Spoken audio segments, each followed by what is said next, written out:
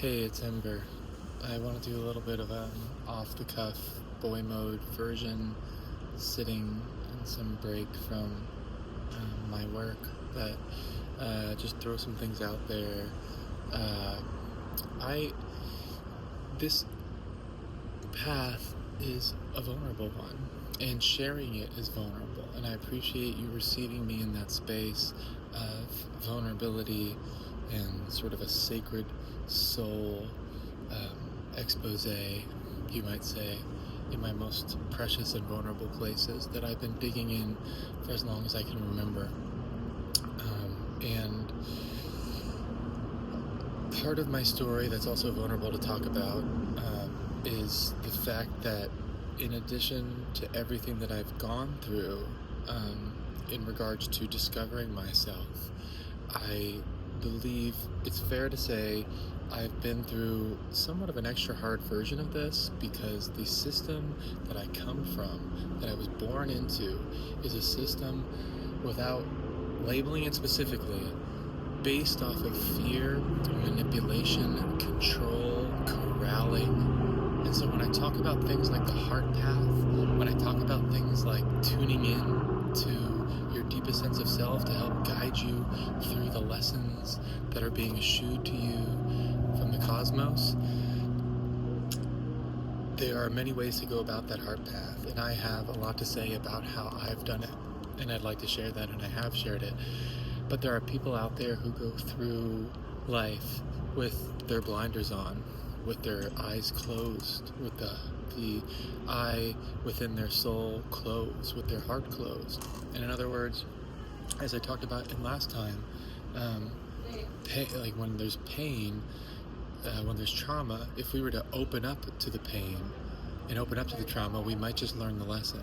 We might learn a lesson that we don't necessarily have to repeat again, and maybe we can find a path of least resistance towards the most whole sense of self possible, the brightest luminosity, free from all the muck of life, culture, family, pain, trauma, and allow your heart to shine the brightest, for you to shine love intrapersonally and interpersonally.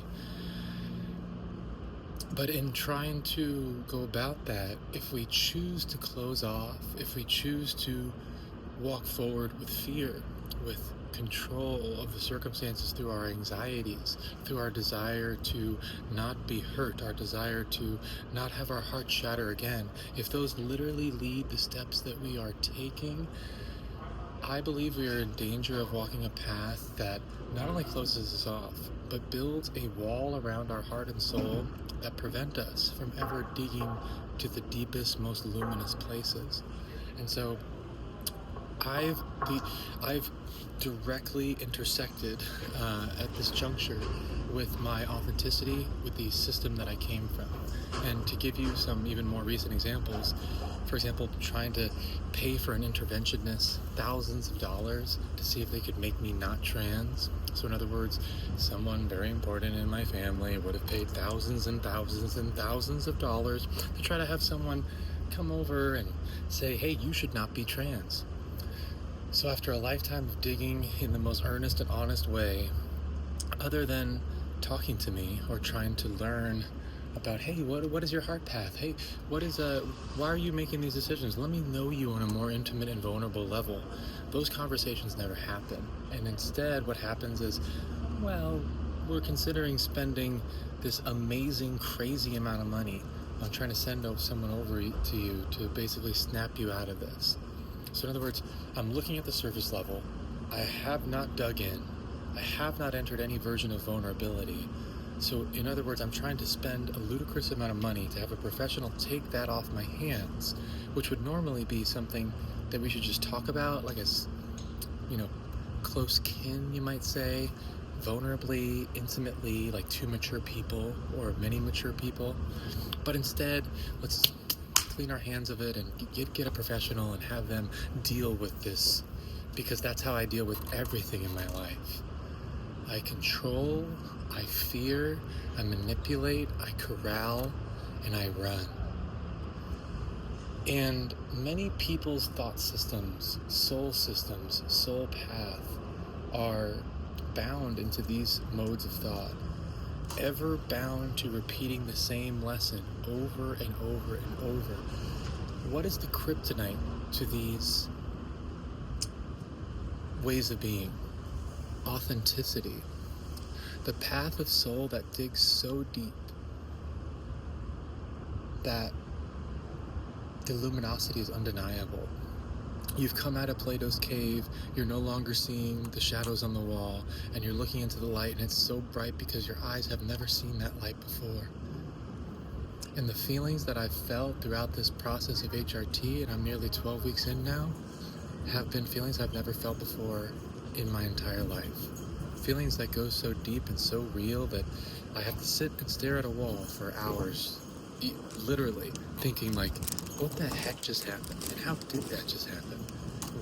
The depth of feeling and authenticity and embodiment in my heart goes to such a level that I question how I had spent so many years wandering in the dark otherwise. How had I not felt that pure luminosity, the pure light of being? It's almost as if I was eating rice wafers or even styrofoam rice simulacra of food. And now I finally sat down and ate a meal, and I said, it's undeniable, the feeling, the depth, the satiation, the soul satiation, undeniable. And it brings me to tears. It makes me feel like this is realer than real.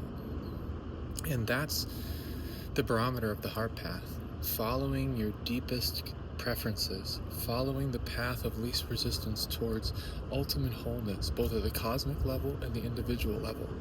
And that takes a delicate intuition and clarity of heart and soul. And that takes vulnerable surrender to the curriculum of the cosmos. And many people exist in a way that they don't want to engage like that. It's too scary, it requires too much growth, and you have to go through suffering with open eyes. And look, I know pain hurts, loss hurts, we all go through terrible things, and it's not easy to tell anybody, look at it. Don't close your eyes, don't go under the bed sheets. When there's a scary monster, look it directly in the eyes and say, I see you, and I see that you're me, and I see that you're me challenging me to overcome another soul obstacle and grow a little more and shine a little brighter. And the more we all do that, we walk each other home collectively. Other things I've experienced from these types of control systems in the most intimate places in my life are, and I'm trying to project the collision between my soul, who never knew the system that I came from until recently, even though it's vulnerable to talk about because it deals with genetics, mimetics, lineage, kinship, the closest people that you could ever know to your heart. And I in my path, I almost naively followed this feeling of authenticity that brought about more and more synchronicities, more and more of these wholesome, satiating experiences, like sitting under a waterfall of life and love and thinking, my whole life I've been thirsty, and now here I am under this waterfall, standing there like I can't get enough. And when I try to project that to the people around me, they're calling an interventionist. They have not had one single mature conversation with me to come to me and say, I want to know your soul. Before that, way before that, it's judgment, fear, corralling, manipulation, telling me things like, don't you know that most people who transition regret it? And I said immediately, I think it's the opposite. I think that the people who regret transition are so slim. It's like, if you look at the current stats, it's not only that there's a percentage of people that's very small that regret transition, but among those, most of the pressures come from family, doctors, religious leaders, and those types of things. And so if you remove those influences, even less people choose to detransition. And now we're talking about like I don't know, less than, definitely just a few percentage points, if not less, if you look up the data. And so the vast majority of people, way, way, way more people don't regret their transition. So for that to be said to my face by someone so close to me is a version of coercion, control, and manipulation, whether it's conscious or semi-conscious or unconscious. Other things that have happened to me, for example, the breadcrumbing that says you can only gain previous intimacy that you may have had for decades and decades and decades, intimacy of soul, should you do these following things: financial things, practicalities or chores or those types of things. I can only give you love if, in relationships that have been with me for as long as I can remember,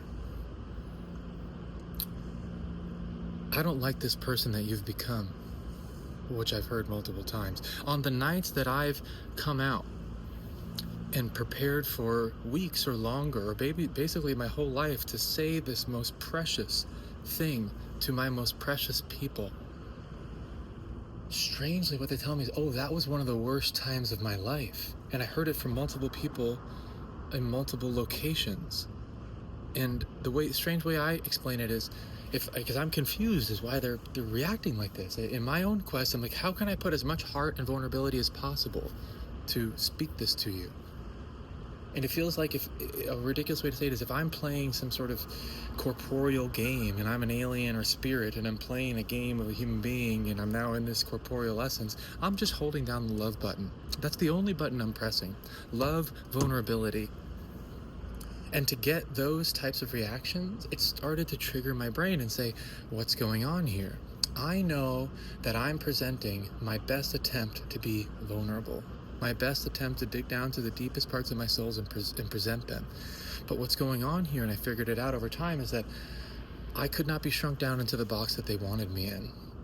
They wanted me to be a certain way, act a certain way, look a certain way. And if that wasn't the way that I was, they could not love me. They could not converse with me. They'd have to pay professionals absurd amounts of money to try to fix me. Do you see what this starts to sound like? Every time there's this version of reality that says, maybe this is challenging me to grow or be more vulnerable or to dive in a little deeper, their decision is, no, not like that. No, not like, and then that comes off in a way that they actually begin to collectivize in some sort of like, you could almost say like a tribal fashion of like original, more original humanity, where if other people who have similar perspectives on reality that run, corral, fear, and control and manipulate will collectivize together, because it's easier to collectivize with those folks than it is to face it. And what's sad in my story is that this has happened to a level where I think I've lost, most, if not all, of the support system that I ever thought that I had as a younger person. And instead, what it's gifted me is a sense of true found family, a sense of, when I speak to these people who see me, they see me deeper than ever. And as a early baby trans, you might say, it takes a special person to look inside someone and say, I see your heart. I see your vulnerability.